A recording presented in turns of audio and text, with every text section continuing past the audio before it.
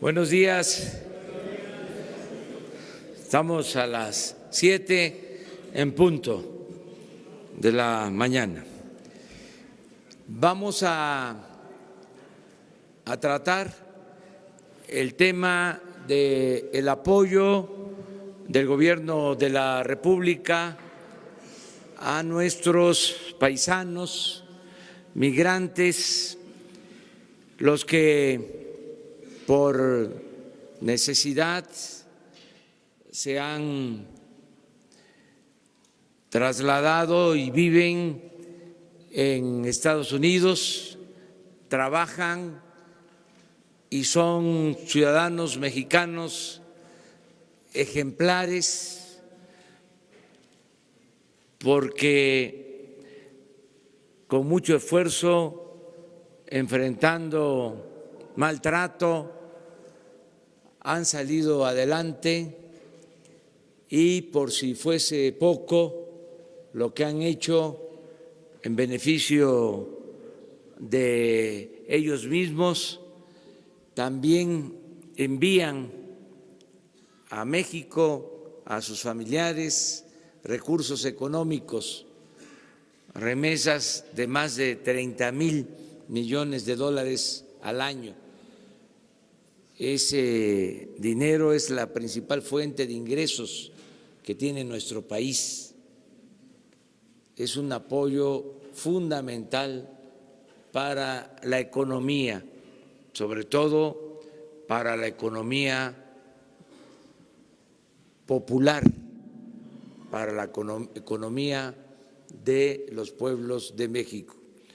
Por eso, nuestro compromiso de apoyarlos, de protegerlos, de ayudarlos, esto lo expresamos desde antes de llegar al gobierno y hoy el secretario de Relaciones Exteriores, Marcelo Ebrard, va a explicarles en qué consiste el plan de apoyo a nuestros paisanos, compatriotas, migrantes que están en Estados Unidos. De modo que le damos la palabra a Marcelo Ebrard. Con su permiso, señor presidente. Buenos días a todas, a todos. Vale la pena tener presente algunos datos previos a la presentación del programa que son muy relevantes. El 97.2% de las y los mexicanos que viven fuera de México están en Estados Unidos. Tenemos la mayor concentración en California, Texas y Arizona.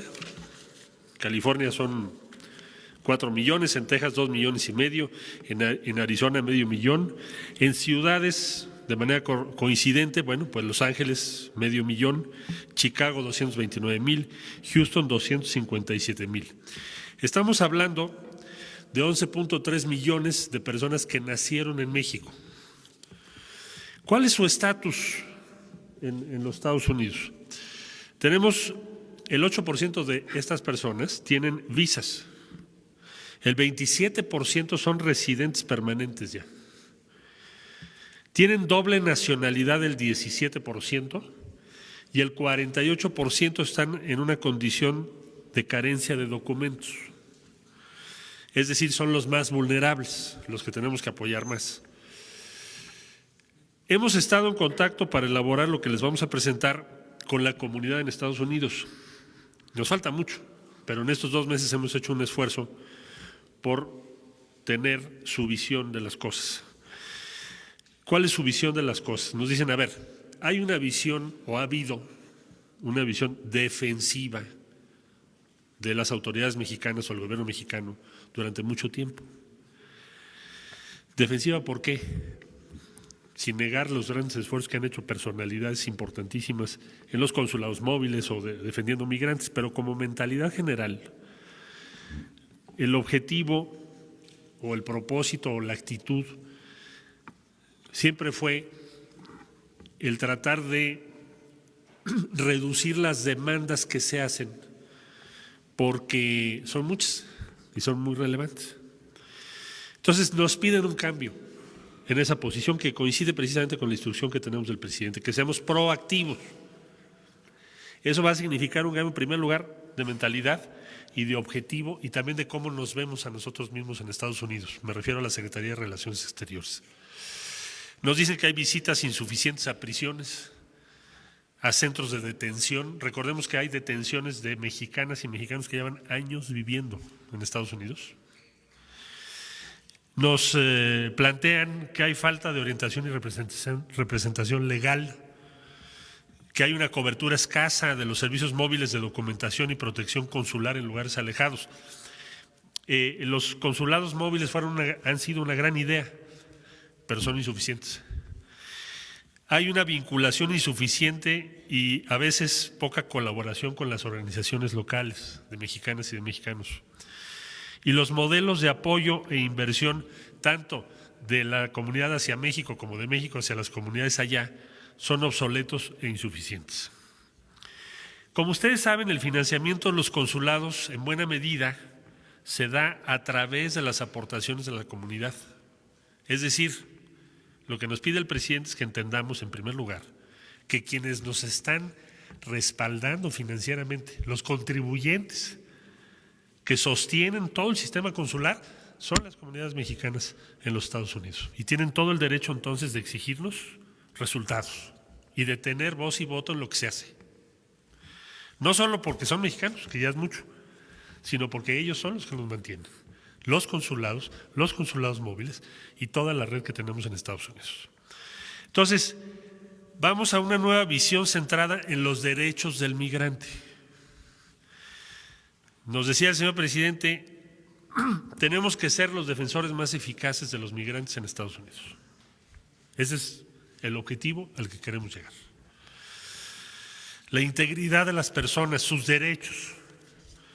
¿Cuáles son las 10 acciones principales que vamos a seguir para ello?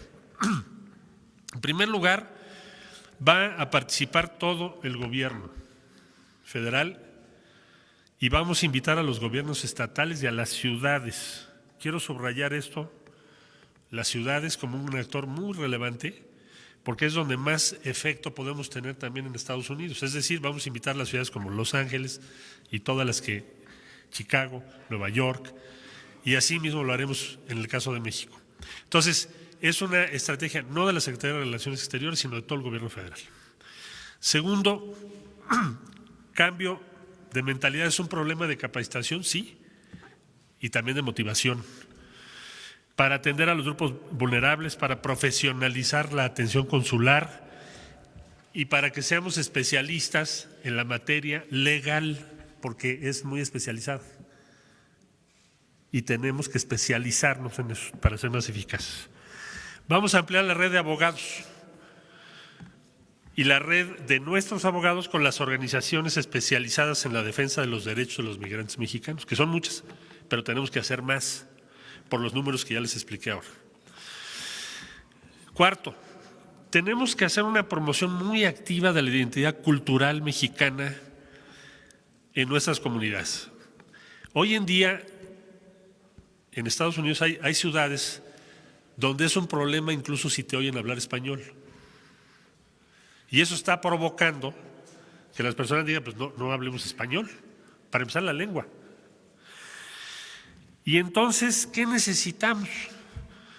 Bueno, pues necesitamos tener un impulso y una narrativa que culturalmente dispute el espacio. Sí, somos una gran civilización y la tenemos que defender. Y no me estoy refiriendo nada más a las actividades de gastronomía o de exposiciones, sino a la narrativa de la gran aportación que la comunidad mexicana ha hecho en Estados Unidos. En esto en sentido inverso a lo que ha sido la narrativa en cine, en televisión, en series de los últimos 20 años, que siempre tiende a ser muy negativa respecto a la comunidad mexicana. Entonces, esta es una gran tarea. Hoy estamos en un momento favorable por el gran peso que está teniendo la cultura y la capacidad mexicana. Pues ahí está la película Roma con los Óscares, ahí están los temas de México. Bueno, pues aprovechemos eso, actuemos junto con. Eso es una prioridad para nosotros. Quiere el presidente, y nos lo pidió así, que ampliáramos los programas de educación, salud y deporte. Educación de manera muy importante, porque el promedio de escolaridad de las y los hijos de los migrantes mexicanos en Estados Unidos en algunas de las ciudades es menor al de otras comunidades. Entonces tenemos que involucrarnos muchísimo más en esto. Y lo vamos a hacer. Sexto, nuevos mecanismos financieros para la participación de la comunidad migrante en los grandes proyectos de desarrollo del Gobierno de México. Solo decir, el principal inversionista extranjero en México es nuestra comunidad en Estados Unidos. Son más de 30,000 millones de dólares. No hay nadie, ninguna empresa, ni fondo de pensiones, ni ninguna otra fuente que tenga esa importancia por sí sola. Séptimo, los cónsules van a encabezar ahora un despliegue de consulados móviles integrales y enfocados en las comunidades más vulnerables y en nuevos sitios. Si les vamos a ayudar para que el consulado móvil sea mucho más amplio en Estados Unidos. El octavo, necesitamos empoderar a la comunidad mexicana y México-norteamericana mediante el reconocimiento y promoción de sus contribuciones que son muy significativas. Pronto daremos a conocer, por instrucciones del señor presidente, se establecerá el mecanismo para reconocer anualmente a las y los mexicanos más destacados en el exterior, especialmente en Estados Unidos, y ese reconocimiento será encabezado por el presidente de la República. El noveno, tenemos que modernizar toda la normatividad y la práctica de la Secretaría de Relaciones Exteriores para incluir todo el marco actual de derechos humanos de México. Subrayo la inclusión de las lenguas indígenas y, por ejemplo, el matrimonio igualitario y otros derechos en todos los procedimientos consulares. Finalmente, desarrollo de una cultura de consulta periódica a la comunidad para escuchar y conocer sus necesidades y opiniones. Vamos a empezar foros en todos los consulados próxima semana para preguntarle a la comunidad México-norteamericana su opinión sobre el Plan Nacional de Desarrollo de México, porque el hecho de que estén en Estados Unidos no les quita su condición de mexicanas y mexicanos, y tenemos que escucharlos, no solo sobre sus problemas, que eso es muy importante, sino también sobre nuestro país y su futuro. Y va a ser la primera vez que se haga una consulta y la vamos a publicar con los resultados que tengamos. Esto se inicia la semana que entra, igual que como está establecido en la ley, se va a hacer en todo el país. Queremos, como ya dije, defender la civilización mexicana, nuestra lengua y la cultura. Vamos a invitar a los hermanos de los países latinoamericanos. También va a participar España y desde luego nuestras comunidades en todo Estados Unidos. Este va a ser un esfuerzo prioritario todo este año y todo el gobierno actual. Y en resumen, se nos pide, se nos instruye a que seamos capaces de organizar una nueva relación con la diáspora mexicana, empezando por cambiar la mentalidad defensiva por una mentalidad proactiva. Ya estamos analizando diversas medidas adicionales muy relevantes que se van a tomar para garantizar su identidad y debida documentación como mexicanas y mexicanos en Estados Unidos con el pleno ejercicio de sus derechos en México. Por su atención, muchas gracias, estoy a su disposición para preguntas. Solo mencionaría para terminar, bueno, con qué recursos vamos a hacer todo esto y con qué personal vamos a hacer todo esto. ¿Ya le ibas a preguntar? Perdón. Bueno, pero lo voy a informar. Tenemos para este año la siguiente previsión, digamos la inversión total que se hará en consulados y la Embajada de Estados Unidos va a ser de 3,295 millones de pesos. Y tendremos 2,163 personas trabajando en este programa, y conforme vayan creciendo los consulados móviles, tenemos el plan de terminar el año con más o menos 2,800 personas por los consulados móviles que ahora vamos a tener en otras partes de Estados Unidos.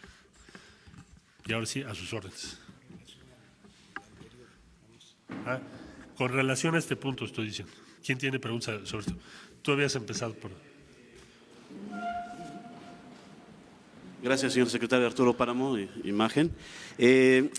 Habla acerca de consultar a la población que está en los Estados Unidos, básicamente. ¿Con qué mecanismos se puede consultar a esta población? ¿Sería desde México, a través de correo, a través de los consulados, a través de la embajada? ¿Sobre qué temas? Porque si es una población tan grande, además de su situación, evaluarla, ¿podrían también participar en revocación de mandato, por ejemplo, una vez que se llegue a ese punto? Esa será la primera. Y por lo que usted comenta entonces a la diáspora mexicana, a toda esa gente que se fue principalmente a Estados Unidos, los gobiernos anteriores prácticamente abandonaron en buena medida a aquellos que estaban fuera, sobre todo de las grandes ciudades. No se les dio ningún apoyo consular, no se les defendía sus derechos, se dejó pasar la oportunidad de aprovechar esa masiva migración para generar o para mantener la identidad mexicana de toda esta gente en los Estados Unidos. Yo diría que, mira, la consulta la vamos a hacer por dos vías. Una, todos los consulados. Vamos a convocar a foros. Hay una red muy importante en Estados Unidos de organizaciones ya en contacto con los consulados mexicanos, pero lo haremos lo más abierto que se pueda. Y ahí va a haber presencia de la Cancillería en todos los foros que se van a realizar. Cada consulado va a organizar el foro que le corresponda. Y además lo organizaremos también vía internet y vía la página de la Secretaría de Relaciones Exteriores para recibir los planteamientos. ¿Sobre qué se les va a consultar? Primeramente, sobre su situación allá y las acciones que acabo de enunciar. Lo primero que vamos a hacer es consultar este plan, los 10 puntos. Seguramente va a haber muchas aportaciones. Y lo segundo que les vamos a preguntar es sobre los principales proyectos en los que a ellos les interesa participar y opinar respecto a México. Y eso, pues, desde luego va a tener muchas variaciones. Primero porque el origen es distinto de cada comunidad y sus prioridades son distintas, pero vamos a abrirles el espacio para que nos podamos dialogar con ellos, podamos tener lo que ellos proponen. Ese es el primer paso para dejar atrás una mentalidad defensiva. La mentalidad defensiva yo la viví muchas veces y ustedes también. Estos interminables debates de cómo hacerle para que no voten, ¿no? O cómo hacerle, porque eso parecía, eran debates interminables para poner tal cantidad de dificultades que prácticamente les es imposible ejercer su derecho al voto. Ahora ese es un tema, pero el otro tema es la identidad. ¿Qué sucede si tú estás en Estados Unidos y traes tu credencial del INE o tu licencia y no la puedes renovar en Estados Unidos? Y tampoco puedes regresar a renovarla a México porque tiene una serie de dificultades, es muy pesado para ellos hacer eso. Eso es lo que vamos a resolver. Decir, no, tú eres mexicana, tú eres mexicano, donde estés. Y te voy a facilitar todo, en vez de hacerlo al revés, dificultártelo todo. Esa es la instrucción que tenemos. Y mucho es por eso, involucrar a todo el gobierno, para que eso suceda. Van a participar en revocaciones de mandato o en elecciones y todo. Es lo que queremos, que tengan sus derechos plenos. Y ellos ya decidirán en qué participan y en qué no. Por favor. Carlos Pozos, de Líderes Mexicanos y Petróleo y Energía. Esta resolución al derecho al voto es para la evaluación que tiene el gobierno de 12 millones o 13.3 millones de mexicanos que pudieran incidir en las próximas elecciones. Mire, no es nuestro objetivo electoral. Nuestro objetivo es que los ciudadanos tengan derechos plenos. Le pongo un ejemplo. Hoy los migrantes, los compañeros mexicanos en Estados Unidos, pagan matrícula consular. Lo tienen que pagar. Y es muy difícil que tú puedas renovar tu licencia para conducir o cualquier otro documento oficial que te acredita como mexicano con derechos vigentes, es muy difícil. Entonces, lo que tenemos que hacer es facilitarles eso. Ya los acuerdos políticos del INE de cómo se va a votar, no se va a votar, le corresponde a los partidos, no al gobierno. El gobierno lo que quiere en esencia es que la y el ciudadano mexicano en los Estados Unidos o en otros países tenga su identidad y sus derechos plenamente reconocidos. Pero sin duda 13.3 millones harían el cambio en unas elecciones. Pues mire, eso le corresponde a cada uno de ellos, la decisión que quisieran tomar, pero lo que no se justifica es que usted esté en Estados Unidos y no pueda renovar sus documentos. Mi segunda pregunta sería, ¿esta administración romperá con la tendencia de ser México un país expulsor de mexicanos? Y si es así, ¿para qué se requiere el muro de Trump? Bueno, como usted sabe, ya en este momento la tendencia, si comparamos las personas mexicanos que van a Estados Unidos respecto a los que regresan, ya la tendencia claramente es a que México va a dejar de ser un país en donde se tengan los flujos que se llegaron a tener de migrantes hacia los Estados Unidos. Toda la estrategia que está siguiendo el actual gobierno, como lo ha dicho el señor presidente, es que quien migra lo haga en todo caso porque así lo desea, no porque esté obligado por la pobreza o la falta de oportunidades en México. Entonces, como va a haber crecimiento económico y oportunidades y se están haciendo muchos programas como el de los jóvenes construyendo el futuro, las nuevas inversiones en el sur del país, bueno, pues evidentemente ese flujo que le estoy diciendo que ya es favorable a México, va a ser todavía más favorable a México. Entonces no esperamos más que una situación más optimista en los próximos años respecto a ese tema. ¿Se requiere el muro de Trump? ¿Mande? ¿Se requiere ese muro? Es una decisión de ellos. Yo creo que los muros no se requieren. ¿Tú?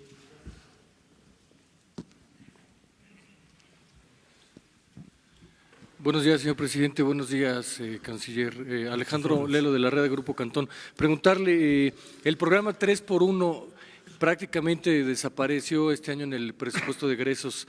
El mecanismo para que los paisanos puedan invertir en programas de desarrollo en México, del desarrollo del gobierno, ¿cuál podría ser para este año? Y también el Fondo de Apoyo a los Migrantes, entiendo que prácticamente desapareció. ¿Qué estaría sustituyendo a estos dos programas? Bueno, el primer tema es uno de los asuntos, el número 6, mecanismos financieros que queremos discutir con ellos. ¿Qué me han dicho o qué nos han dicho? Que no les parece lo más adecuado como estaba. Fue una buena idea en su tiempo, tampoco hay que decir que no fue, si tuvieron inversiones importantes, pero al paso del tiempo proponen que se renueve.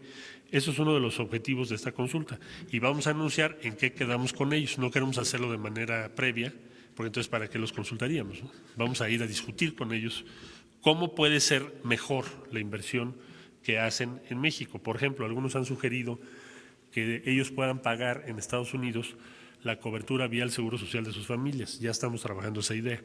Hay varias ideas, pero ya lo iremos informando. Respecto al fondo que me dice el fideicomiso, fue un fideicomiso que tuvo derivado de una decisión para un año, ya hace 3 años.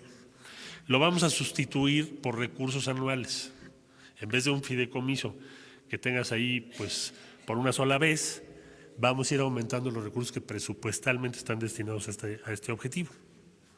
Gracias. Por favor. ¿Qué tal, canciller? Buenos días, señor presidente. Buenos días. Nadia Buenos días. Sanders, de México.com.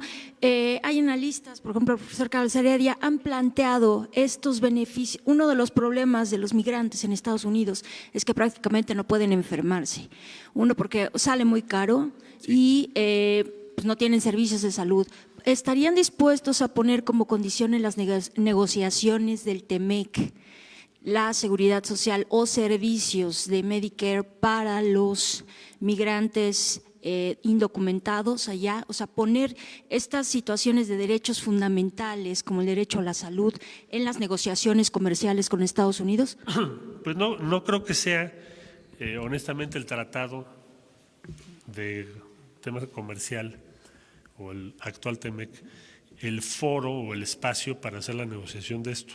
Lo que estamos planteando es un esquema de protección y acceso a salud que también les vamos a presentar y que ahora estamos consultando no solo, desde luego, con nuestras comunidades, sino con diferentes ciudades de Estados Unidos que tienen diferentes políticas más favorables para esta causa. Me parece que podemos avanzar más por ese camino ahorita que meter otra complejidad adicional en la ya muy compleja situación en Estados Unidos y en el Congreso. Y creo que podemos avanzar por esa vía.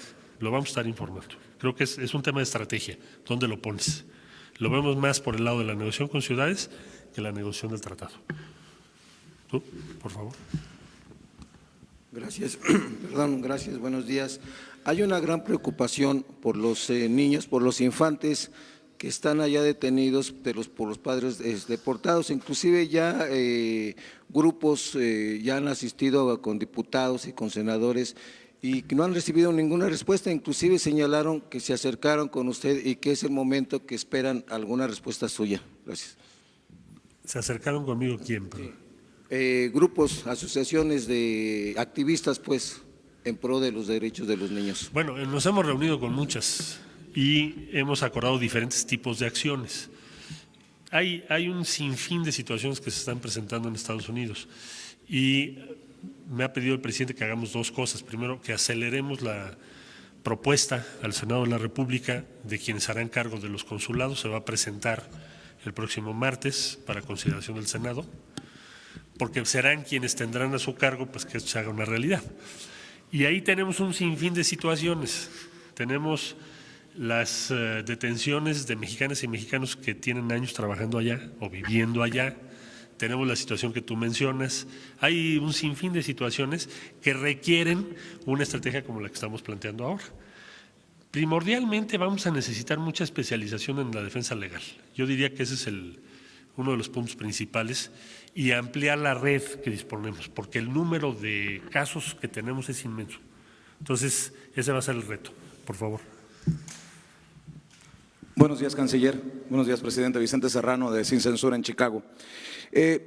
¿Podría haber un compromiso hoy aquí de que se va a acabar con la vida de jeques que tienen los cónsules y embajadores? Dos ejemplos. Hace unos años se remodeló la residencia consular en Nueva York y costó más de $1 millón, documentado. En Chicago, la residencia consular está en el Water Tower, en donde Oprah Winfrey tenía un condominio, lo que parece una ofensa para el mexicano, como ustedes lo están planteando. ¿Puede haber un compromiso para acabar con eso? ¿Qué compromiso puede haber del gobierno de México para que el paisano, el mexicano en Estados Unidos también tenga una incidencia en quiénes van a ser los cónsules? Porque se nombra cónsules y terminan siendo muchas veces nombramientos políticos. Y si me permite, presidente, usted ha dicho que no va a viajar al extranjero a menos que se necesite. En el extranjero, la gran mayoría abrumadora votó por el cambio, por Andrés Manuel López Obrador. ¿Cuándo podría ser el compromiso de visitar a las comunidades en el extranjero, aunque no se reúna necesariamente con el presidente de Estados Unidos, Donald Trump? Gracias. Gracias por tu pregunta. Es muy pertinente lo que señalas. La instrucción que tenemos del presidente, en primer lugar, es invertir más en los consulados y menos en las residencias. Lo que importa son las oficinas consulares, no dónde viven los cónsules, que es creo que lo que estás tú señalando, ya lo habías dicho en alguna ocasión. Esa revisión ya está en curso. No la vamos a terminar, hay contratos de renta vigentes, en fin, pero vamos a ir haciendo un ajuste, porque los recursos de los que acabo de hablar, pues ¿de dónde van a salir? Pues parte lo tenemos que reducir de gastos como ese. No se justifica que tengamos residencias en donde se invierte más que en el edificio consular. Perdón, canciller. ¿Hay un compromiso entonces que de lo que es dueño el gobierno de México se venda como parte de la austeridad republicana, que se invierta en los consulados, o se van a mantener estas propiedades? Estamos haciendo la revisión propiedad por propiedad con la indicación que nos dieron. No quiere decir que se van a vender las propiedades de México. Lo que estoy diciendo es que no podemos tener una inversión, como tú bien lo señalas, alta en la residencia de los cónsules y en cambio tengamos edificios consulares con muchas carencias. Vamos a hacer un ajuste en eso. Segundo, vamos a empezar a informar de los gastos, cómo se invierte el dinero a la comunidad, porque ellos lo pagan. Tienen todo el derecho a verlo. Entonces ya nos instruyeron que así se haga. Y eso empieza ya, a partir ya de ahora. Y ya los nuevos cónsules, ¿qué es lo que pensamos? Va a haber un predominio de cónsules del Servicio Exterior Mexicano. Pero seas del servicio o seas lo que se llama denominación política o cultural, vas a tener que ceñirte en tu actuación a estos principios. Lo importante es que la comunidad lo pueda evaluar, por eso también no lo mencioné, pero me pidió el señor presidente que cada 3 meses pongamos un informe de qué es lo que estamos haciendo, qué avance ahí, qué nos está pidiendo la comunidad. Es otro tipo de diálogo el que vamos a ensayar ahora, es otra actitud. Y vamos a aprender también, porque no se hacía así antes, pero ahora sí se va a hacer así, ese sería el compromiso. Del presidente, perdón, del presidente, ¿para cuándo puede hacer el compromiso de visitar las comunidades en Estados Unidos, presidente? Vamos a… Agotamos. Y yo te contesto. Es que estoy interrumpiendo su conferencia. Ya nos apuramos ahorita. Señorita. Buenos días, canciller. Buenos días, señor presidente. Rocío Méndez, Noticias MBS. Sí. En su estrategia, entiendo que es hacia migración, pero también hay un flujo de mexicanos que han debido huir de la violencia de varios puntos de la República Mexicana. ¿En dónde se encuentran ellos en este esquema? Gracias. Migración interna. Bueno, eso no sé si recuerdas, pero si no, con mucho gusto. En la Unión Americana. Que ya están en Estados Unidos. Perdón, yo te entendí, migración hacia México. No, bueno, pues eso es parte de lo que vamos ahora a trabajar, porque por muy diversas razones, lo que se llama migración forzosa o forzada es por pobreza o por violencia. Y entonces, ese universo es el que vamos a un encuentro con ellos y con ellas, y a tratar de hacer las cosas juntos, y a tener una visión común, y a decirles los recursos que hay son estos, ¿qué hacemos con estos recursos? Vamos a hacer lo mejor posible, abandonar una idea defensiva. Incluso en seguridad, ¿se les podría garantizar ya un cordón, un resguardo? Bueno, vamos a ver caso por caso, pero seguramente habrá casos donde lo tengamos que hacer y lo tendremos que resolver de una forma u otra. Si les parece, 2 y ya dejamos al presidente su conferencia. ¿Sí? Allá atrás, ¿sí estás haciendo? Eso. Gracias. Buenos días, presidente. Buenos días, canciller. Yo quería preguntarle acerca de… Isabela González de Reforma, perdón. Quería preguntarle acerca de estos nombramientos de cónsules que hacen falta y que ahorita están acéfalos en Estados Unidos. ¿Cuándo se van a hacer? ¿Hay un bloqueo? Y tengo otra pregunta, pero esa primera. ¿Un bloqueo? No. Se van a entregar el día, o se van a presentar, mejor dicho, a consideración del Senado de la República a partir del día martes de la semana que entra. Y ya el Senado convocará y determinará. Cada vez tendremos mucho, no solo más presencia en la comunidad, sino también más evaluación de la comunidad de lo que estamos haciendo. Eso es lo que nos interesa. Y la segunda pregunta, hoy el Consejo de Seguridad de las Naciones Unidas va a votar 2 resoluciones, una para llamar elecciones en Venezuela y otra para apoyar a Maduro. ¿En qué sentido va a votar México? Bueno, México planteó en el Consejo de Seguridad, acaba de ser el fin de semana, lo que es el punto de vista mexicano y el mecanismo de Montevideo, que se basa en la búsqueda de una solución pacífica y democrática, pero que le corresponde a los venezolanos, y desde luego excluye el uso de la fuerza. Y esa posición ha recibido mucha simpatía de muy diversos países, no nada más en nuestra región. Esa va a ser la posición mexicana. Lo que sea compatible con esa posición, lo apoyaremos, y lo que no, no. Entonces, ¿van a votar en contra de las 2 resoluciones? Vamos a ver en qué términos se presentan las resoluciones, pero la posición mexicana es esa, y es la que vamos a defender. Última pregunta, allá de aquel lado, por favor. Muchas gracias. Buenos días, canciller. Buenos días, señor presidente. Miguel Arzate, del Sistema Público de Radiodifusión, Canal 14. Preguntarle, canciller, hace unas semanas atrás se dio a conocer que un grupo de mexicanos estaba laborando en Canadá de manera casi en esclavitud. Este tipo de situaciones se ha venido dando en años anteriores porque ha habido grupos que ofrecen trabajo a los mexicanos aquí en México, ofreciéndoles un trabajo en Canadá, en Estados Unidos, y pasa este tipo de situaciones. ¿Qué va a hacer la Cancillería, qué va a hacer el gobierno mexicano para evitar que esto suceda o acompañar a los mexicanos que están trabajando y que trabajan de forma precaria, con carencias? Gracias. Uno de los objetivos de ampliar los consulados móviles, en este caso también en Canadá, es ese, porque si no es muy difícil que tengamos la información. Una parte importante de que tengamos más consulados móviles es saber las condiciones en las que están nuestros compatriotas en localidades relativamente más alejadas que lo que son las ciudades o las grandes ciudades. Entonces, ese es uno de los objetivos. El otro es la sanción, porque ahí hay delitos.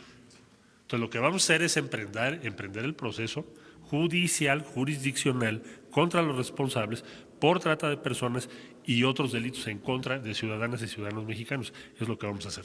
La sanción y la detección y prevención oportuna.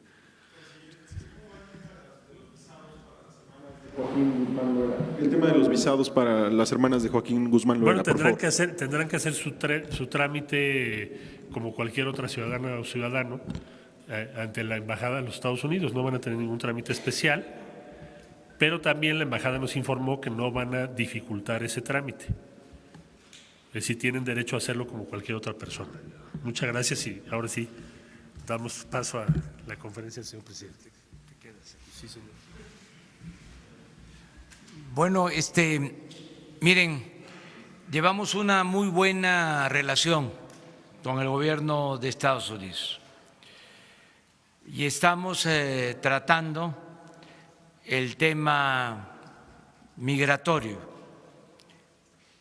con un enfoque distinto a lo que se había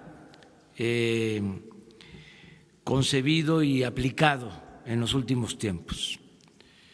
Queremos que la migración se pueda aminorar con desarrollo, que haya cooperación para el desarrollo y, como aquí se dijo, que la migración sea optativa, opcional, no forzada, no obligatoria. Para eso estamos llevando a cabo conversaciones y queremos tener un acuerdo con el gobierno de Estados Unidos para que haya inversión. Hay un compromiso de inversión de alrededor de 10,000 millones de dólares, que incluye a países de Centroamérica y a nuestro país. Eso nos importa mucho y pensamos que eso es atender el fenómeno en lo estructural, atendiendo las causas que han llevado a muchos mexicanos a abandonar nuestro país. En general, la política de México es convertir el sueño de que los mexicanos puedan trabajar y ser felices donde nacieron, donde están sus familiares, sus costumbres, sus culturas, convertir ese sueño en realidad. Hacia allá vamos. Y estamos optimistas porque va a crecer la economía y van a haber muchos empleos en México. Yo les comentaba que solo en Chiapas, este año, 80,000 empleos permanentes en el programa Sembrando Vida. 80,000 empleos permanentes en este año, en Chiapas, con un solo programa. De modo que va a haber mucho trabajo para los mexicanos. Estamos, por ejemplo, construyendo caminos de concreto, no de asfalto, sino de concreto hidráulico, de cemento, en los municipios de Oaxaca. Y los está haciendo la gente con mano de obra, no con uso de maquinaria, solo con revolvedoras, para crear muchos empleos bien pagados. Y el propósito es solo en Oaxaca hacer cerca de 300 caminos. Es trabajo. Mucha gente que se tenía que ir a buscarse la vida al norte y ahora tiene trabajo en sus comunidades, en sus pueblos. El proyecto del Istmo de Tehuantepec, ese es el propósito. Son cortinas de desarrollo de sur a norte para ir deteniendo a los mexicanos y que no tengan necesidad de migrar. Hemos avanzado en este propósito y hemos recibido un trato respetuoso del gobierno de Estados Unidos. Por eso no hace falta que yo vaya a estar con nuestros paisanos. Me gustaría mucho. Fui y visité Estados Unidos, las principales ciudades, cuando había un ambiente de mucha hostilidad. Y fui y hice presencia y fijamos postura. Yo espero que no regrese ese ambiente. Sí, pero siento, porque tengo información, que ha minorado, a pesar de que sigue siendo un tema, lo digo con toda claridad, de política, un tema de uso electoral, algo indebido que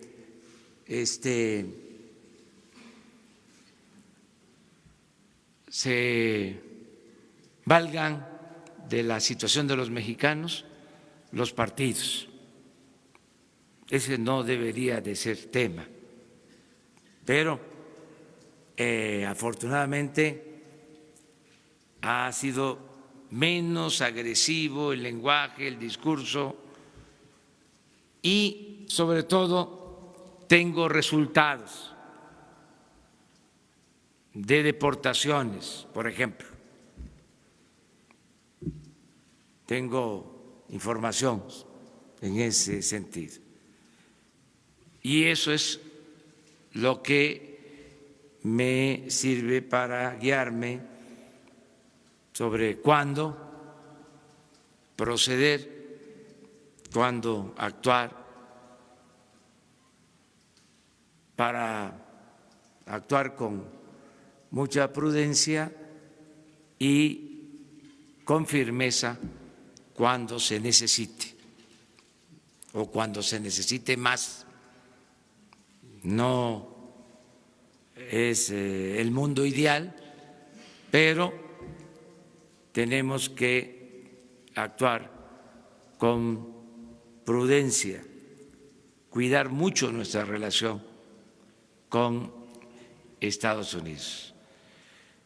Y creo yo que las autoridades de Estados Unidos saben lo que significan los mexicanos en todo sentido. Es una fuerza productiva de primera para la economía de Estados Unidos. Estamos hablando de los mejores trabajadores del mundo. Esos son nuestros paisanos. Pero también es un pueblo cada vez más consciente que está en proceso de organización al interior de Estados Unidos, de manera espontánea, sin que nadie se lo proponga. Y son 24 millones, porque estamos hablando de los que nacieron en México, pero hay otros 12 millones que son hijos de padres mexicanos. Es una comunidad muy fuerte y muy consciente. Y esa comunidad, en efecto, ve con mucha simpatía nuestro movimiento. Entonces, si hubiese necesidad, llamaríamos a toda la comunidad mexicana a la solidaridad con nuestros paisanos migrantes y tendría un buen efecto positivo. Nada más que nosotros estamos actuando con mucho respeto a la soberanía de Estados Unidos. Lo vamos a seguir haciendo de esa manera porque queremos que se respete nuestra soberanía. Pero hay ahora condiciones muy favorables para que se garanticen derechos humanos, se proteja a migrantes y se les dé reconocimiento a nuestros paisanos. Eso es lo que puedo decir. En caso de que se necesite, vamos, he dicho, si se trata de ir a firmar un convenio como el de la cooperación para el desarrollo, desde luego, vamos. Todo lo que signifique conseguir la paz, en lo que podamos ayudar, estamos dispuestos a contribuir, a ayudar, a participar.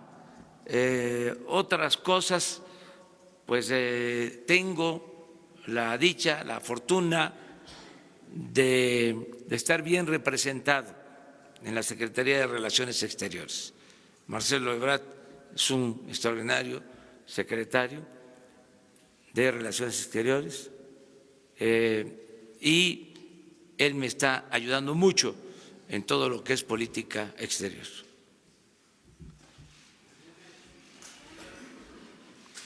Bueno, vamos con 3 porque ya.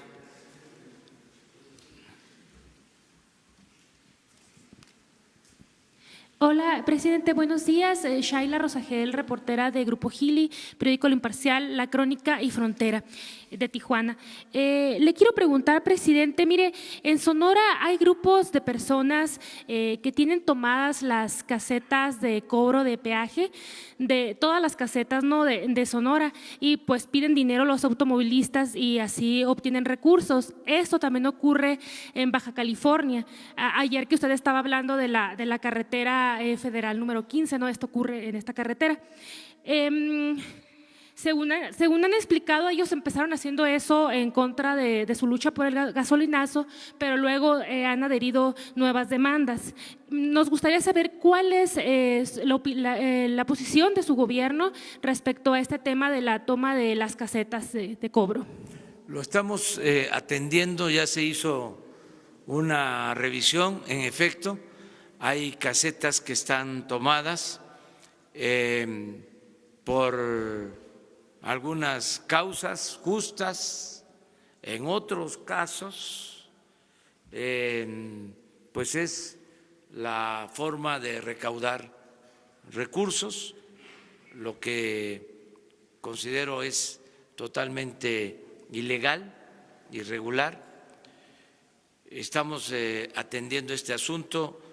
Hace una semana firmé un acuerdo como testigo de un acuerdo entre la Secretaría de Comunicaciones y pobladores de Durango que tienen una caseta tomada de la autopista Durango-Mazatlán con el propósito de que se llegue a un acuerdo, porque están demandando indemnización. Entonces, todos estos casos se están atendiendo y también es oportuno decir, nosotros no vamos a reprimir, nuestro gobierno no va a ser un gobierno autoritario, represor. Vamos siempre a darle la vuelta a la provocación, siempre. Nada por la fuerza, toda por la razón y el derecho. Pero el nada por la fuerza va con el añadido de todo por la razón, ¿sí? Y el derecho. Entonces también ya quiero que se sepa que en todos los casos se van a presentar denuncias ante la autoridad competente. O sea, una cosa es no reprimir y otra cosa es no actuar legalmente. Entonces, donde se considere de que hay una ilegalidad que no es por un acto de justicia o que se esté pidiendo que se atienda una injusticia y es por un negocio particular, ya sea de un grupo o de dirigentes, se va a presentar denuncia ante la autoridad competente. En este caso, ante la Procuraduría de Justicia, ahora Fiscalía General. Todos aportarnos bien, todos aportarnos bien.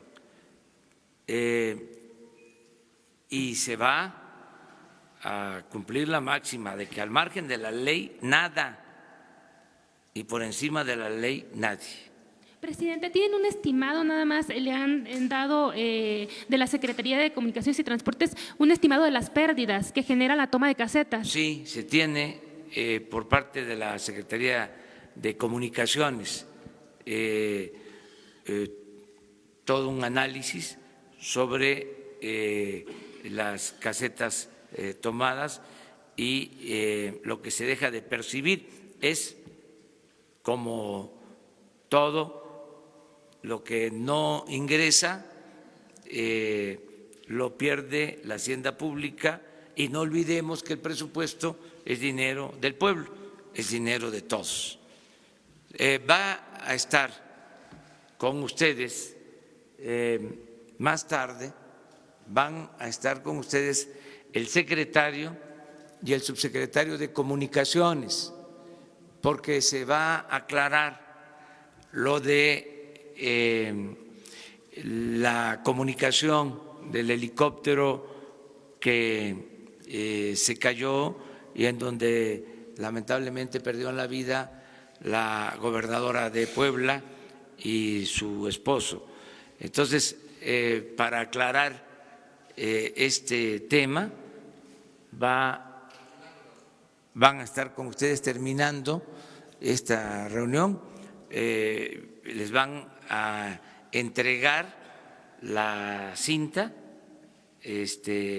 la grabación, les van a dar la explicación del por qué el comunicado que impedía que se diera a conocer esta comunicación, les van a informar sobre el avance de la investigación, van a tener todos los datos y aprovecha para preguntarle sobre este tema. Dos más, ¿no? A ver allá, para variarle, ¿no? Buenos días, presidente. Antonio López, del diario La Razón.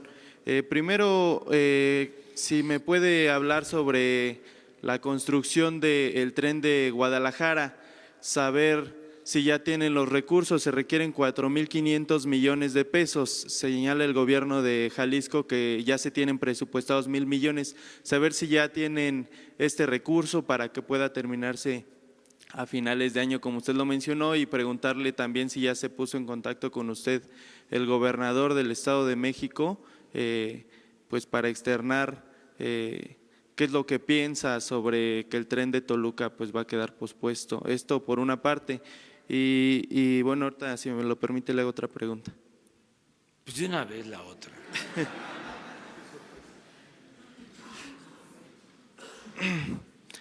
Un juez de distrito, presidente, admitió un amparo para quitar la condecoración del Águila Azteca al yerno y asesor de Donald Trump, Jared Kushner. Saber cuál es su postura al respecto. Esa sería una segunda pregunta. Y una última pregunta, presidente, también, si me lo permite. La CNDH emitió una recomendación, en su última recomendación sobre el caso Iguala el 28 de noviembre del año pasado, particularmente en el capítulo 31, pidió que se investigue administrativa y penalmente a César Alejandro Chávez Flores. Él fue exvisitador de la PGR, encargado de dictaminar la investigación contra el extitular de la Agencia de Investigación Criminal Tomás Herón. Esta investigación se pide porque supuestamente la CNDH encontró que en su investigación él impuso una sanción administrativa y no penal contra Tomás Herón. En esta materia, preguntarle su opinión. El subprocurador Encinas dijo que el fiscal del caso preferentemente no debería ser una persona que estuvo involucrada. Sin embargo, los padres de los normalistas piden que César Alejandro sea el fiscal. Saber qué opina al respecto. Serían las tres preguntas. Gracias. Bueno, yo en lo último me guío por la opinión de Alejandro Encinas, que es el que está atendiendo este asunto, toda la materia de defensa de derechos humanos. Le tengo mucha confianza a Alejandro y tenemos el compromiso de esclarecer lo sucedido con los jóvenes desaparecidos de Ayotzinapa, y él lo está viendo. César Alejandro, entonces, preferentemente no debería de ser propuesto para ser el fiscal del caso, toda vez que estuvo involucrado en la investigación y que la CNDH pidió que se… Si los padres, pero es una opinión, como tú mismo lo estás solicitando, no lo aceptan, no debería de ser.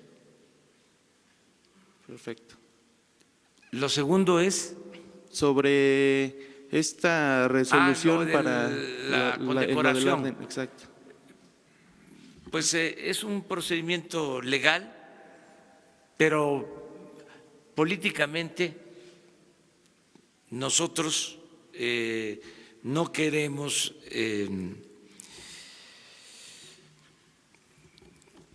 alterar, testerear nuestra relación con ningún gobierno extranjero. Queremos llevar una relación de amistad.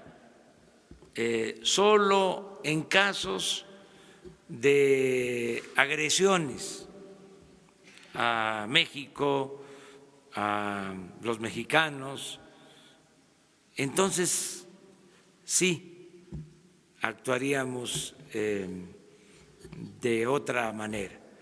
Pero si se trata de cuestiones que no afecten en lo fundamental y que tienen que ver más con las formas que con el fondo, no nos metemos.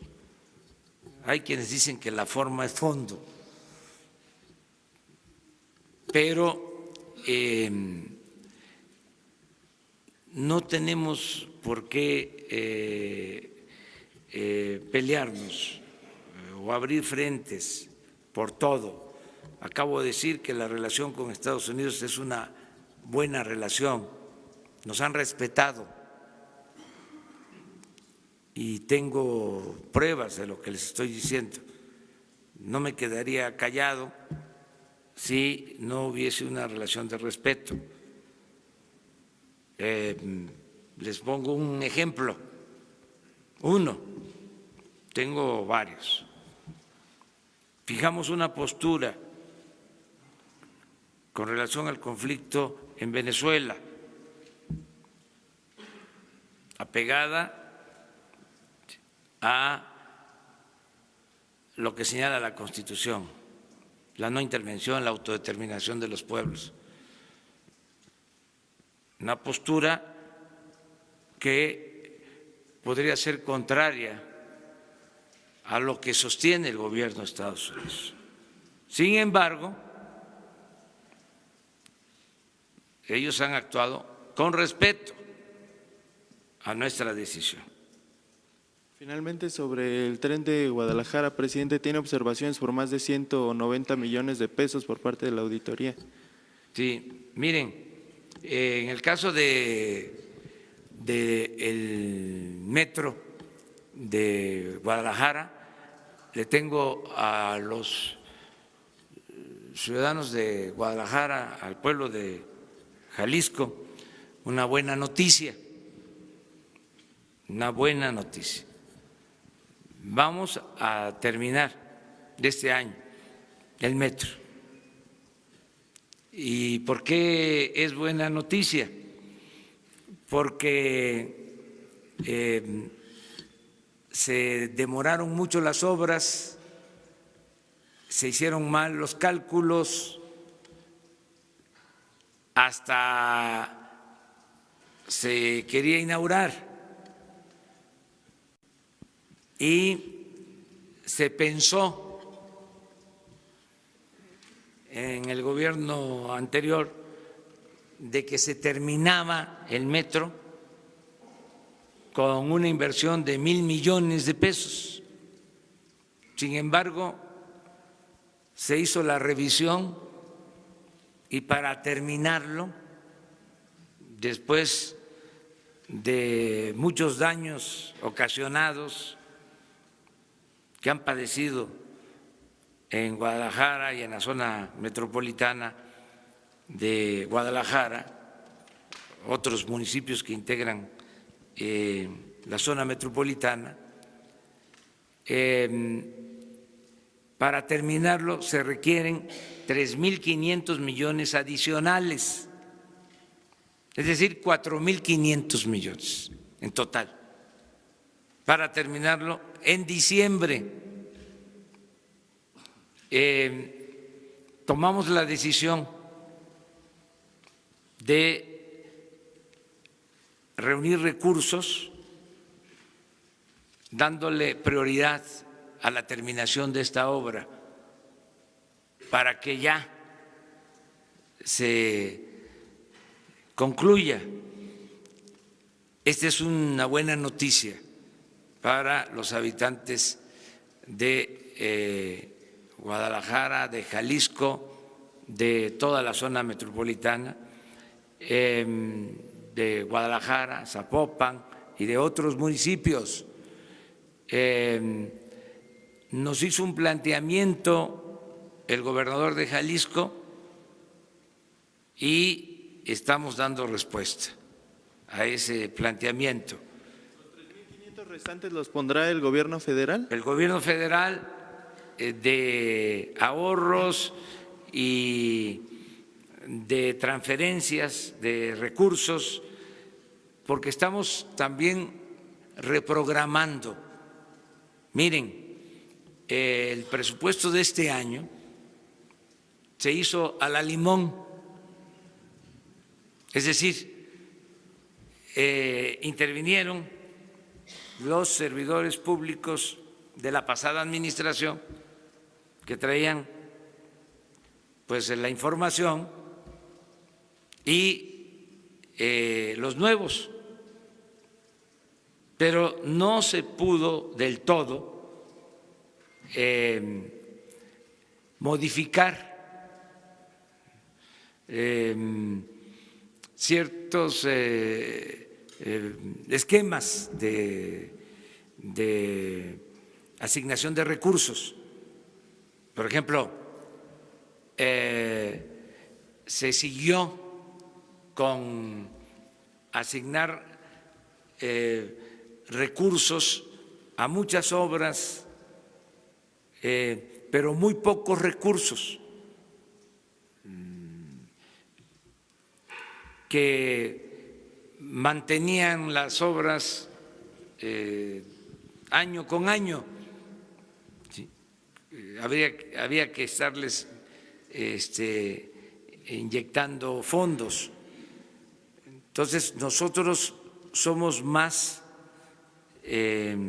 partidarios de terminar pronto las obras, de no dispersar tanto el presupuesto, sino utilizar más presupuesto para darle terminación a las obras. Eso es lo que se va a hacer en este caso, en el caso de Guadalajara. Eso lo vamos a dar a conocer la semana próxima. Creo que es una muy buena noticia porque se autorizan 1,000 millones para este año, pero los 1,000 millones es para pagar deudas que ya se tenían y en este mes de febrero se terminan de ejercer los 1,000 millones y ya hacia adelante no había presupuesto, de modo que se iba a detener la obra y ha significado muchas molestias a la gente porque lleva mucho tiempo. Entonces ya se tomó la decisión, se van a hacer las transferencias de recursos para que en diciembre, es el compromiso que estamos haciendo, que en diciembre ya esté funcionando el metro de Guadalajara. A ver, allá atrás. Ustedes dos. Y ya terminamos. Presidente, buenos días. Montserrat Sánchez de Reporte Índigo. Ya presentaron el plan para desapariciones forzadas, el plan para migrantes. Le quisiera preguntar cuándo van a presentar un plan para tratar el tema de feminicidios. Ya estamos trabajando en eso. El día 8 vamos a informarles sobre el plan de atención, apoyo, protección a las mujeres. El día 8 vamos a tener, como siempre, esta conferencia ajustada porque posteriormente están ustedes invitados. Vamos a tener un encuentro con mujeres aquí en el patio central. El tema va a ser mujeres, es el tema para este caso. El día 11 de marzo, que es lunes, va a ser lo mismo, pero en general habíamos acordado de que yo iba a informarles sobre los 100 días aquí.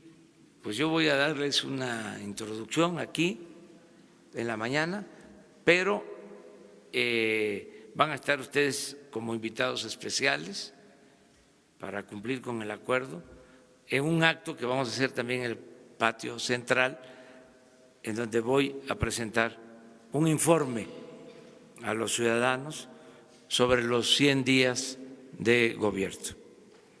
Presidente, una última pregunta. Nuestro público, Verónica Castrejón, que sigue nuestra transmisión en vivo, quiere saber qué opina usted sobre lo declarado por Karime Macías, esposa de Javier Duarte, lo declarado por Javier Duarte sobre su esposa que vive con austeridad. No, vi los titulares, la verdad, las notas, los titulares, pero no tuve tiempo de leerlo. Entonces, déjemelo ahí de tarea. Una más. Buen día. Allá. Manuel Temolsin, de Así lo dice la MUNT. Hay una preocupación sobre la globalización que está ganando mucho terreno. ¿Habrá alguna iniciativa para el rescate de las tradiciones y costumbres de México, sobre todo los jóvenes que están en el extranjero? Esa es la primera pregunta, por favor. Sí, Marcelo mencionó que uno de los puntos del plan de apoyo, de fortalecimiento a los migrantes, a nuestros paisanos que están en Estados Unidos, es el reforzar los valores culturales, morales, la lengua, nuestras costumbres. Lo cierto es que es muy fuerte la cultura o las culturas, para hablar en plural, porque México es un mosaico cultural, pero son muy fuertes las culturas de México. Sí. Y lo mencionó muy bien, me gustó el término, el concepto, la civilización mexicana, que está conformada por varias culturas. Esa es la gran fortaleza de nuestra nación. Yo siempre he dicho que las culturas nos han salvado, siempre. Nuestras culturas nos han salvado de todas las calamidades. Es por nuestras culturas que podemos resistir ante temblores, inundaciones, hambrunas, malos gobiernos, corrupción. Eso es lo que nos saca siempre adelante. Y no han podido con eso. Es muy fuerte. Y se pueden ir los mexicanos por necesidad a buscarse la vida a otras partes, y ahí está su cultura. Ahí está la comunidad oaxaqueña en Estados Unidos, la zacatecana, la guerrerense, ahí están con sus culturas. Eso lo vamos a fortalecer mucho, porque ese no solo es un distintivo, no solo es nuestra identidad, es nuestra fuerza como nación, que es algo extraordinario, porque de eso dimana la vocación del mexicano por el trabajo, por ejemplo. De eso dimana. Y de eso dimana la vocación de solidaridad, de fraternidad del mexicano. El pueblo de México es de los pueblos más fraternos, más solidarios del mundo. Entonces, esa es nuestra gran fortaleza. A eso hizo mención Marcelo. Sí. Hablando de los migrantes que vienen de Centroamérica, hay muchos grupos que se manifiestan en tener la primera oportunidad de trabajo que usted ofrece, que lo ha comentado. ¿Les daría oportunidad a los mexicanos primero de tener ese trabajo? va a haber trabajo para los mexicanos y para los no mexicanos. Yo espero, no es un reto ni nada por el estilo, pero yo espero que en un futuro próximo el gobierno de Estados Unidos tenga que pedirnos acuerdos para que puedan ir a trabajar mexicanos a Estados Unidos. Y también porque van a haber muchos empleos en México, muchos trabajos en México, y van a tener ellos necesidad de trabajadores. O sea, ese es mi cálculo. Eso es lo que yo estoy percibiendo para el mediano y largo plazo. Y finalmente preguntar si está el señor Marcelo Ebrard a favor de que haya elecciones en Venezuela. Ya dijimos eso, no intervención, autodeterminación de los pueblos, solución pacífica de las controversias. Muchas gracias, muchas gracias. Nos vemos mañana.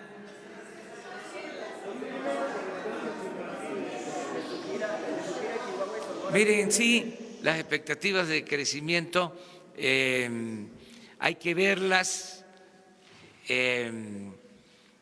con los antecedentes, como todo, se tiene que ver en contexto.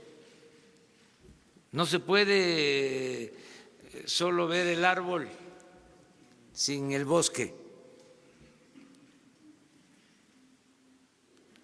Y ustedes que se dedican a la comunicación, pues saben perfectamente que cualquier nota que elaboren siempre tienen que poner un contexto, tienen que enmarcarla, poner los antecedentes. Miren, cuando entró Zedillo, en su primer año se cayó la economía casi 7 puntos.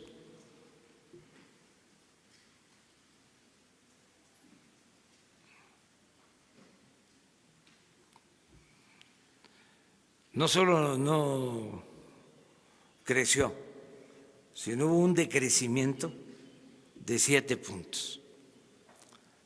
Luego entró Fox y también descendió la economía. Creo que -0. ¿Cuánto? Ándele. No, ya me están ayudando. Espera, vamos a terminar. Vamos a terminar, sí. Luego siguió Calderón. El primer año 2.4. El primer año. Sí. El último de Fox 5.2. O sea, cuando entra Calderón, primer año, se le cae la mitad con relación al año anterior. El primero de Peña, 1.4. Sí. Y ahora están diciendo que el primero de nosotros va a ser 1.6.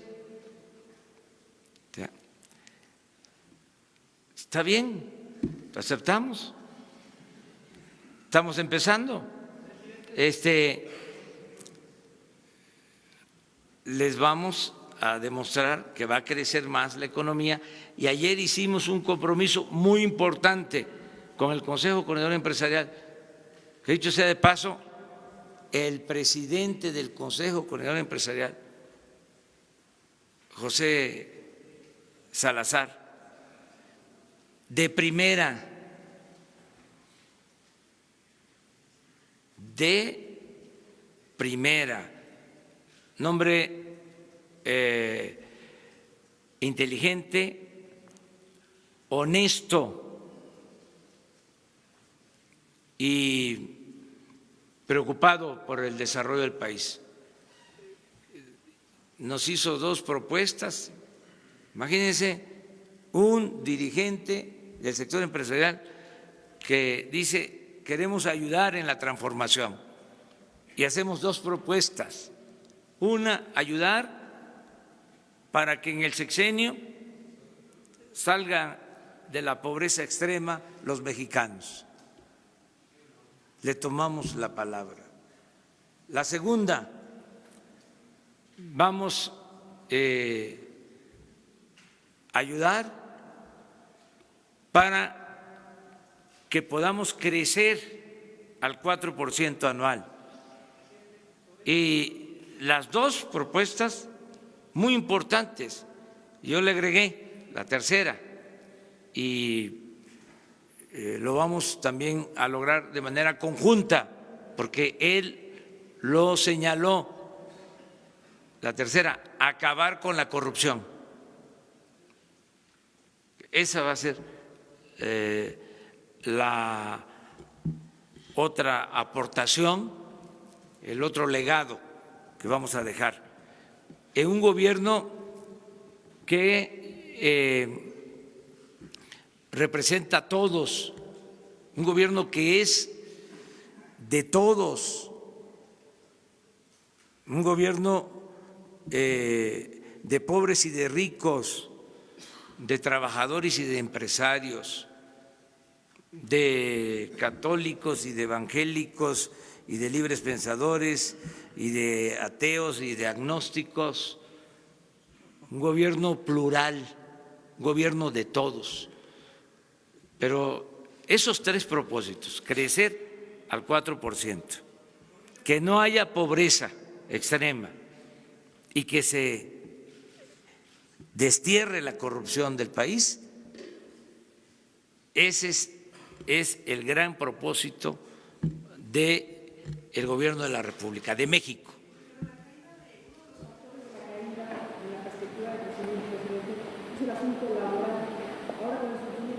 Pero eso son interpretaciones. Centrales obreras como la de Milagro ahora ya se están radicalizando, ya están llamando a huelga. ¿No hay un riesgo de que se asuste a la inversión por este fenómeno? Son interpretaciones. Yo, cada quien tiene sus enfoques, cada analista, cada experto hace sus reflexiones, pero yo lo que creo es que hay mucha confianza en el país, ¿sí? Lo de ayer así lo expresa. Estamos hablando de el Consejo Coordinador Empresarial. No hubo ninguna queja, ningún reproche, ningún cuestionamiento al gobierno, al contrario, fue una manifestación de apoyo y de contribuir para lograr juntos la transformación del país. Hay un ambiente muy bueno para que se pueda crecer, para que no tengamos conflictos. Esto que se está presentando entre algunas empresas y sindicatos, pues es normal, pero ya hicimos también la recomendación de que se actúe de manera responsable, que se dialogue. Ayer hablé sobre eso, se logró por aceptación de los empresarios y también de los sindicatos, un aumento al salario mínimo del 16%, que no se había logrado en todo el periodo neoliberal, nunca. En la frontera, el aumento al salario mínimo al doble. Entonces, esto pues ha animado a el sector obrero a estar planteando en los contratos, ¿sí?, en las negociaciones de contratos, pues incrementos en los salarios. Entonces, mi recomendación es que se aumenten los salarios, pero que también se considere la situación de las empresas, que haya equilibrios, que tenemos que mantener las fuentes de trabajo y que se piense que no se puede lograr de la noche a la mañana, de un día para otro, la recuperación de todo lo que perdió el salario en el periodo neoliberal, porque perdió como el 75% de su poder adquisitivo. Ese es uno de los saldos más siniestros de la política neoliberal. Ayer lo recordaba, hubieron años en este periodo neoliberal, en estos 36 años de periodo neoliberal o neoporfirista, donde los aumentos al salario mínimo se daban por abajo de la inflación. Una cosa no solo injusta, inhumana. Bueno, pero no se puede recuperar en un año lo que se perdió en 36, porque se afectaría la economía y en vez de avanzar volveríamos al retroceso. Entonces, que esto se tome en cuenta, que nunca más los aumentos salariales se queden por abajo de la inflación, que se mejoren las condiciones salariales, que haya justicia laboral, pero que al mismo tiempo se cuiden las empresas, que no se genere un ambiente de inestabilidad en lo laboral, en lo productivo. Eso es lo que puedo comentar. Claro. Y, presidente, aprovechar para preguntarle, hay un proyecto en el Tribunal Electoral para tratar de reponer el asunto del registro del Partido Encuentro Social. Hay quienes refieren que hay presiones de este gobierno para que ese partido tenga registro. Usted en el interés fue su aliado en esta campaña que recién pasó. Claro, el gobierno no tiene sindicatos, el gobierno no tiene partido. Me estoy riendo porque es como una porra grosera de los Pumas.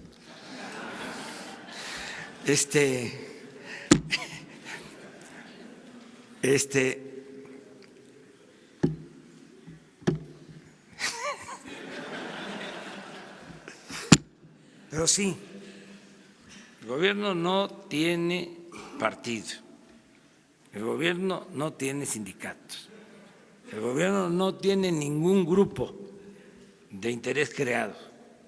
El gobierno solamente tiene un amo, que es el pueblo de México. Que le dieran el registro aunque no haya No alcanzado opino el porque porcentaje. eso es un asunto de otra instancia. No habrá presiones, No nos entonces. corresponde. No vamos a presionar a nadie, no vamos a perseguir a nadie, no se va a utilizar el gobierno para perjudicar a nadie ni para beneficio de personas, de grupos, de partidos. El cambio es que el gobierno represente a todos y que no esté el gobierno sometido a ningún grupo de interés creado. Que el gobierno sea de todos y que actúe con legalidad en el marco de la ley y que haya un auténtico Estado de Derecho. auténtico Estado de Derecho, no Estado de chueco y mucho menos de cohecho. Y eso se acabó. Entonces, por eso cada vez que haya un asunto como el de que se prohibió que se escucharan las cintas de la comunicación entre el aeropuerto de Puebla o para con los pilotos del helicóptero que se desplomó, que se cayó, abrir. Mañana vamos precisamente a tratar lo de la apertura de los archivos antes del CISEN, la llamada Policía Federal de Seguridad. ¿Es policía? Sí. Dirección General de Seguridad. Del 85, sí, del 85 para atrás. Sí. Y luego de ya todo lo que manejaba el CISEN. Pero mañana vamos a dar a conocer el decreto y ya se abren los expedientes. O sea, transparencia completa, total. Solamente la cuestión de cuidar lo familiar, lo que tiene que ver con la protección de derechos humanos, que lo tenemos que hacer. Las pruebas de la corrupción en el aeropuerto, que usted hablaba que hubo corrupción en el proyecto del aeropuerto de Texcoco, el Instituto de Transparencia le pide que muestren esas pruebas. ¿Va a atender este llamado del instituto? Sí, se atiende, sí. Pues hay hasta auditorías y la Cámara de Diputados emitió documentos oficiales. Ahí se los entregamos, no hay problema. Es de dominio público. Lo que pasa es que como argumentan que usted en campaña habló de que este proyecto estaba plagado de corrupción, ya se hizo una solicitud de información y no mostraron los documentos desde la presidencia, ahora le piden que entregue estas pruebas de sus dichos, de que hubo corrupción en el aeropuerto. Hay información oficial, se las entregamos. Y también hoy publica la mamá de Marta Erika Alonso una carta muy dura con respecto a lo que ocurrió. Primero, bueno, evidentemente su molestia por esta reserva de los 5 años que ya se va a reparar, pero habla también de que es inadmisible que Miguel Barbosa sea el candidato porque está con las manos manchadas de sangre, dice, y que el partido de usted, Morena, pues lo postule nuevamente como candidato. Eso es otro asunto. Respeto mucho la opinión de la señora, pero eso es parte de lo partidista y no me meto en eso. Muy bien, muchas gracias. Nos vemos mañana.